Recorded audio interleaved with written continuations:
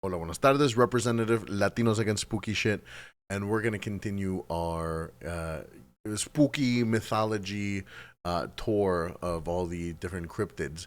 And we're continuing again with La Llorona, the weeping woman, or my abuela and my mom after I told them I no longer want to go to church. So, the weeping woman, La Llorona, very commonly used to keep children in line and to keep us from, acting up. Cuidado, La Llorona te va a agarrar. Don't come home late. She's going to snag you. In the history of La Llorona, there's many different stories of her origin, right? The most commonly known one is a woman named Maria, who was abandoned by her husband or her lover, and in retribution and vengeance drowns her children. And then, of course, realizing what she's done, she decides to take her own life because she doesn't want to live with the guilt of it all. Now, something we don't talk about here is, like, I understand killing your kids, probably not the greatest thing in the world, pero, like, the man's also at fault here, There's some stories where he cheated on her. He's not fucking guilt-free either. So, like, let's take the chauvinism and the machismo out of here and say men sometimes also fucking suck, and it's his problem as well. So, Maria is a victim in this circumstance of a crime of passion, como le dicen. Fuck Julio, Carlos, Ramirez, whatever the fuck his name is. He's also part of this problem and should be fixing it, But she's doomed to wander the earth to look for her children. Some different stories say that the devil tells her that if she finds her kids, she'll be allowed back into heaven. But plot twist, the kids have already gone to heaven, so she's never going to find them. So she just snatches up any fucking kid she can find. She killed her kids by drowning them, by the way. That's why she is found by bodies of water. Now, she is described as being this beautiful woman with long black hair and a white dress and floating rather than walking. As a kid, horrifying.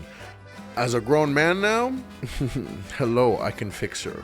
¿Qué pasó, mamacita? Right? Like, I love my spooky women. That's why I found myself one, and we're very happy. Pero the idea of drowning, not the type of wet that I'd like to drown in. Pero, you know what? Listen, that's neither here nor there. She finds you, drowns you. It's not good for anybody involved.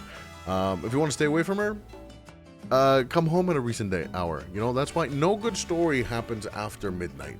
The only thing that you should be getting, late at night should be some tacos, and honestly, get those fucking delivered. Why are we going out? Gas is expensive right now as of the time of this recording. It is insane. And tacos are also kind of expensive, actually. So, at that point, might as well just DoorDash something else. But this tradition has been passed down for generations. Like, nothing says I love you quite like the fear tactic that nuestra familia used to use on us, right? Nothing says I care about you like putting the paranormal fear of God into you. A lot of people have talked about different theories of La Llorona as far as like the origin goes. Some of it goes back to like Mesoamerica. Some of them is recent, like colonial Spaniards. Fuck Spain.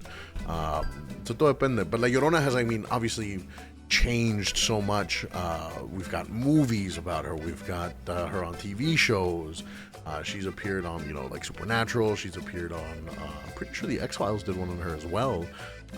She's got 2 movies, one of which I got to see the behind the scenes of, which was very cool. But her legend is one that remains to this day and is still used, So a lot of times people claim to hear late at night, mis hijos, mis niños, where are my kids, where are my hijos? Which is the same thing that I hear my mom say after I don't text her back 30 minutes after she messages me. It's like, fucking calm down. I got other things to do. I can't always reply to you right away. Pero me abandonaron, they left me. It's like, no, mom, I'm just working. Give me a second and I'll get back to you, okay? Pero anyways, so, do you think she's a real spirit? Do you think that there truly was a Maria? I don't know. There's supposedly a tomb in Mexico that exists. I'd like to visit it sometime and see if we can pick up anything and hear anything. But until then, as of right now, La Llorona is just another method to keep children in line.